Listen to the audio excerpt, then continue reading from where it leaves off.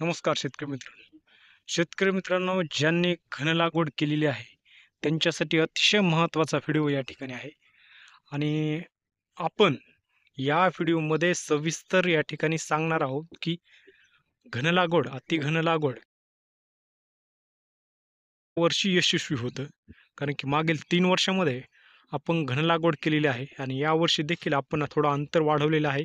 3x1 अंतर घेतलेलं आहे. हा आपला 4x1चा प्लॉट आहे. तर शेतकरी मित्रांनो, आपण या ठिकाणी कोणाच्याही भूलथापांना बळी न पडता आपला या ठिकाणी अनुभव जे आपण शेअर करत असतो ते बिलकुल या ठिकाणी वापरू शकता, त्याचा फायदा घेऊ शकता. आता ज्यांनी घन लागवड केलेली आहे, 2.5x1 असेल, 3x1 असेल, ज्यांचं अंतर आहे त्यांनी गळफांदीचं कट करण्याचं नियोजन या ठिकाणी आता करायचं आहे. कारण की आपल्याला त्या ठिकाणी घन लागवड केल्यानंतर गळफांदी कुडणं हे महत्त्वाचं आहे. आता बऱ्याच शेतकऱ्यांना त्या ठिकाणी ॲव्हरेज येत नाही. आता त्याचं मुख्य कारण आहे की आपण हे घन लागवड केल्यानंतर आपली अपेक्षा ही खूप मोठ्या प्रमाणात वाढते.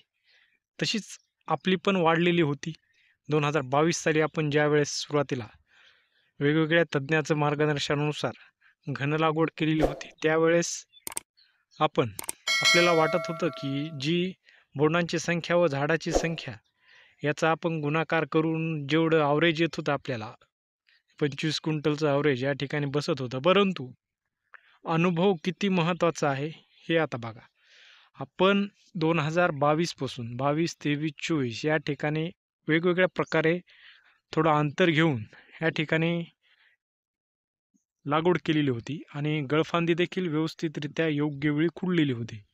आता घन लागवड यशस्वी कधी होते, ज्याचं उत्पादन हे जास्त प्रमाणात कधी येतं, तर त्याच्यामध्ये सर्वात महत्त्वाचा पार्ट म्हणजे हा निसर्गाचा असतो.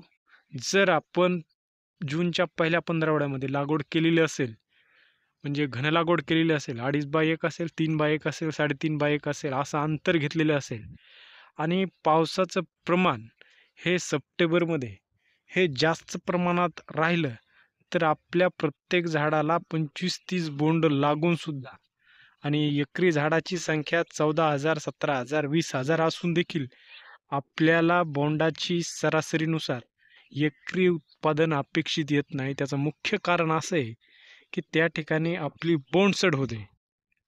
हा एक महत्त्वाचा रोल आहे. आणि ज्या वर्षी आपल्याला 15 सप्टेंबरच्या पुढं म्हणजे परतीचा पाऊस कमी होतो, त्या वर्षी घन लागवडीला उत्तम प्रकारे ॲव्हरेज येतं. त्यामुळं आपल्याला त्या ठिकाणी कोणत्या वर्षी कशा पद्धतीने लागवड करायची आहे, तो आपण त्या ठिकाणी स्वतः निर्णय घ्यायचा आहे. तर शेतकरी मित्रांनो, आपल्याला कोणतीही पद्धत ही करत असताना आपलं अपेक्षित जे उत्पन्न आहे ते कमीत कमी 10 क्विंटलच्या वर आपल्याला यायलाच पाहिजे. कारण की कशा पद्धतीनं जरी निसर्गाची साथ नसली तरी आपल्याला त्या ठिकाणी 10 क्विंटलच्या पुढं एकरी उत्पादन हे यायलाच पाहिजे. तशा प्रकारे आपल्याला रिस्क मॅनेजमेंट करायचंच आहे. तर शेतकरी मित्रांनो, ज्यांनी घन लागवड केलेली आहे त्यांच्यासाठी आता 35 दिवसादरम्यान कोणतीही व्हरायटी तुम्ही लागवड केलेली असेल तर 35 दिवसादरम्यान तिची गळफांदी आपल्याला ओळखता येते. खुडणीसाठी ती आपल्याला कापणीसाठी तयार असते.